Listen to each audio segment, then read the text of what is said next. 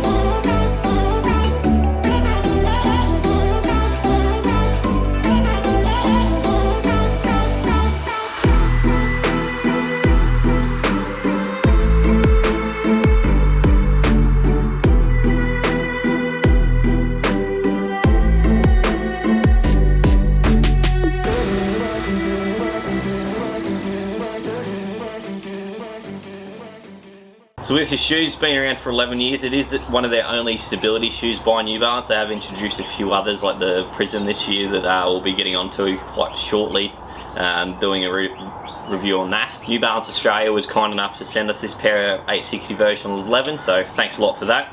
Did do 10Ks last night at about 5:05 pace, 5:10 pace. I'm pretty unfit at the moment, so it was just kind of a bit of a jog, bit of a slog out, and just seeing how a new shoe would go. So with the 860 they have added that top layer of fresh foam, that softer cushioning system coupled with that true fuse that you got running underneath your foot, plus just your dual density on the medial side. It is a reasonable package when it comes to a shoe and the midsole these days. It just introduced quite a bit more of a nylon on the upper. I'm pretty sure it's just a one piece, quite seamless. They have added that ultra here flare away on this that they do have on that 1080. Up is very dialed in, fits my foot very nicely. It's one of the only shoes this year that I haven't needed to accommodate a lock lace. So the ultra heel hugs the Achilles and the heel quite nicely, but it doesn't feel like it's there. It's nice and plush, there's enough cushioning around there, enough memory foam there to just keep it happy. As far as the run went, I did 10Ks, was just at that 5 minute pace. Since I am quite more of a midfoot striker, I think this shoe is a bit more built for that heel striker, running with a 10mm drop that I feel that someone coming down on that heel a bit more than just on the midfoot is going to get a bit more use out of this shoe, since there is still quite a lot of cushioning on the back half, whereas I usually come down at that kind of rear midfoot, then do a lot of pressure when it comes to the forefoot tie.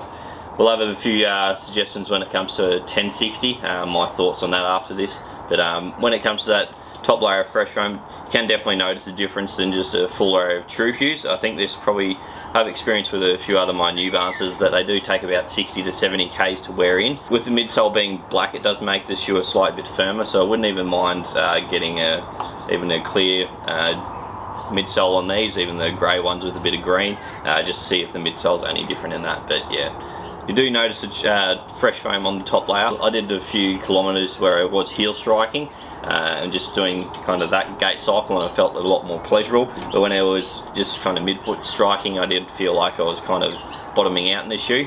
I do prefer a slightly softer shoe, but as far as the stability aspect goes and who the shoe is made for, I think New Balance are doing a good job. It is quite stable, like there's basically no midfoot or any torsion side to side, so it keeps you nicely guided throughout the step. And with the upper, it is reasonably breathable. Probably would even like it to be a slightly bit softer of a mesh, but it is nice and shallow. The last shape on this they've definitely dialed in. It's probably one of the best last shapes that has been around this year just for my foot, so it's nice and shallow through the midfoot section as well as the forefoot section, as it should be for a stability shoe, since most people with a slightly flexible foot are running with this like a mid-height instep or a shallow height instep. Move the gusseted tongue back to a bit more towards the rear of the foot, so it doesn't slip down at all, and it just does hug the midfoot quite nicely. But it is still a bit of elasticity there even if you do have a mid-height instep. With the forefoot, nice rounded toe box. I did take half size down, so in the 1080 that we'll bring in later, I'm a size 12 in these guys, whereas I'm a size 11.5 in these. So they do run a slightly bit big just for my foot. Very nicely fitting shoe all over, but when it comes to the midsole, I personally would probably prefer something a bit softer. Even if they just increase the stack height of that fresh foam in that forefoot section, just a bit more of that kind of softer push off. That's just my personal preference, but I do think that, as I just said before, someone that is a heel striker, as well as quite a mild or severe pronator, they will find quite a bit more pleasure in this. With that heel counter as well, it is a 3D mold, so it is quite stable there, and it's going to hold on to that heel quite nicely. And if you do rear foot pronate, it will still accommodate that rear foot pronation as well.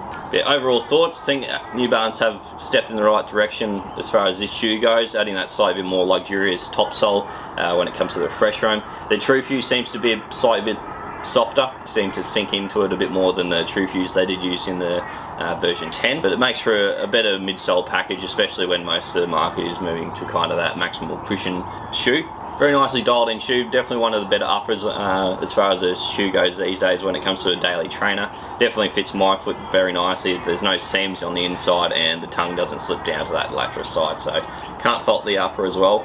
I just would make a few tweaks to the midsole.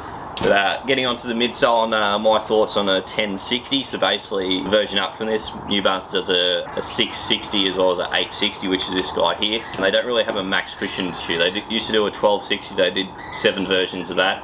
Then they did the Rubik's for a year, but I think they've got the rear foot aspects of this, so even if they kept the rear foot of the 860 version 11, basically where that dual density ends, if they started the full fresh foam, that would actually make for a good max stability shoe. So even if they increase the stack height of the fresh foam at the back and introduce it basically full at the front, take the True Fuse out of the front, it would make for a good stability shoe. Even if they got rid of the dual density, so basically had the True Fuse as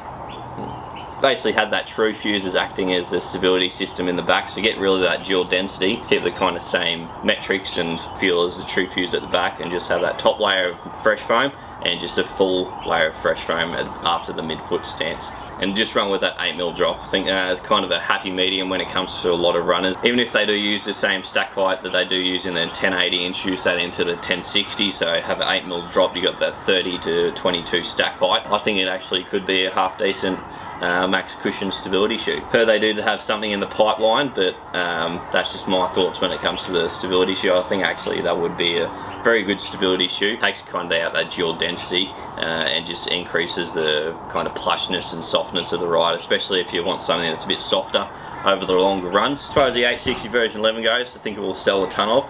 Actually a half decent looking shoe. They do have some cool colorways when it comes to the men's, especially the women's with that light blue one, as well as a few different kind of blues, cyans, the color schemes. But all in all, good stability shoe. I'd personally probably just run in something a bit softer, especially when it comes to that forefoot section. But as far as the heel goes and the back half of the foot, definitely stabilizes the foot nicely, especially if you are that mild or severe pronator. Doesn't dig in too much either. Let us know what your thoughts are if you are picking this up or have ran an 860 by New Balance in the past. Let us know in the comments what you're thinking, and if you want us to compare this to any other shoes, we will do so.